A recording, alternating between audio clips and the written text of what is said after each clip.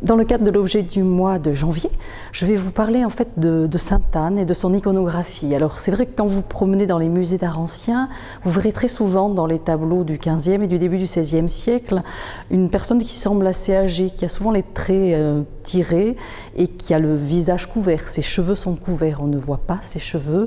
Elle est vêtue, en fait elle est coiffée d'une guimpe. C'est un grand foulard qui masque l'ensemble des cheveux et qui passe sous le menton. Et en fait cette coiffure était réservée aux femmes âgées et aux veuves généralement. Et en fait, c'est l'attribut de Sainte Anne. Alors Sainte Anne, son histoire commence avec le retour des croisades, le retour de reliques des croisades, en particulier son voile qui vient à Apt, dans l'église d'Apt, et son chef, c'est-à-dire sa tête carrément, qui est exposée comme relique dans la cathédrale de Chartres. Et avec ce retour des croisades et l'histoire de Sainte Anne qui est racontée dans les évangiles apocryphes, les artistes vont s'emparer de l'histoire quand même assez extraordinaire de cette dame âgée qui est en fait tout simplement la grand-mère du Christ. Sainte Anne est la mère de Marie, de la Vierge, et donc la grand-mère du Christ.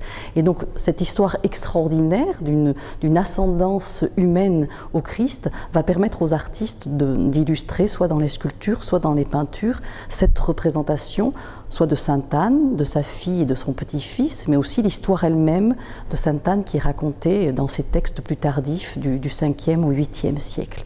Au début, dans les plus anciennes représentations, on va en particulier montrer une scène qui est très connue et qu'on voit dans le petit retable domestique qui est conservé au musée, où on voit la rencontre de Sainte Anne avec Joachim, son premier époux.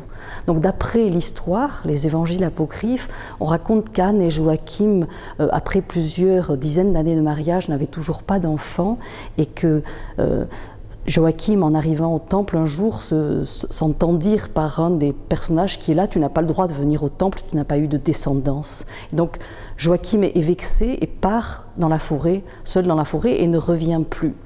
Donc Anne l'attend, attend désespérément son époux qui ne revient pas.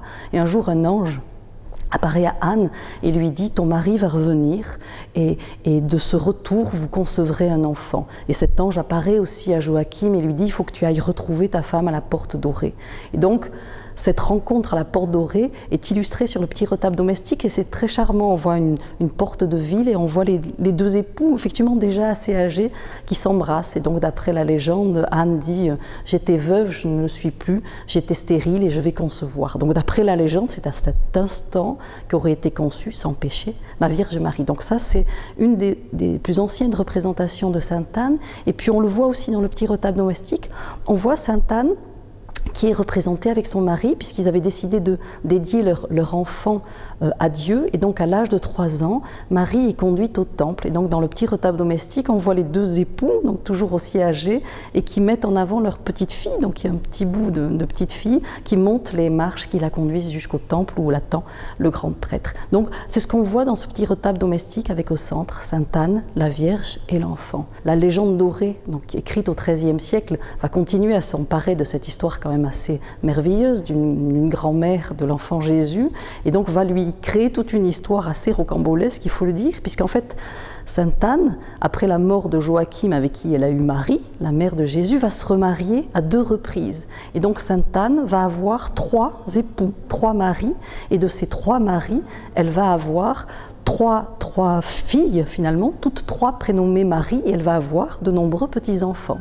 Et donc il y a des tableaux qui s'appellent des saintes parentées, où on voit Sainte Anne, avec assise à ses côtés Marie, la Vierge Marie, et l'enfant Jésus, et puis séparés quand même par un petit mur, parce qu'elle reste dans le sacré, et derrière se trouvent les époux, se trouvent les maris, donc les époux. Donc on voit Joseph, l'époux de la Vierge Marie, et puis on voit les 3 époux successifs d'Anne, donc c'est quand même assez étonnant. Donc il y a Joachim, son premier mari, Cléophas ensuite, qui d'après la légende est le frère de Joseph, et ensuite Salomé. Donc ça, c'est ce qu'on voit aussi dans un autre retable. Et puis petit à petit, toutes ces histoires de Sainte Anne avec ses 3 maris va un peu gêner l'Église, et elle va éviter de faire ces représentations un peu trop importantes d'une famille trop nombreuse à Sainte Anne.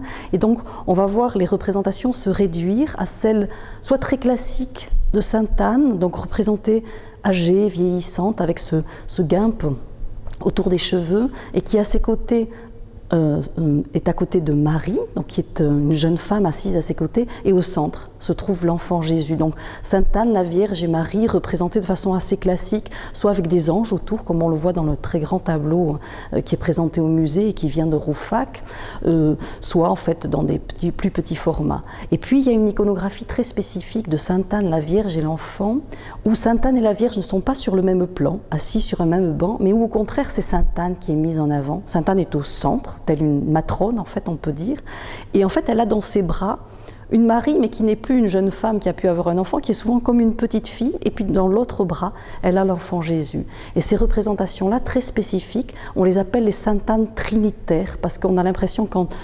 seul personnage, il y a les trois éléments de cette ascendance qui sont représentés, donc la grand-mère, Sainte Anne, la Vierge, la mère, et puis l'enfant Jésus.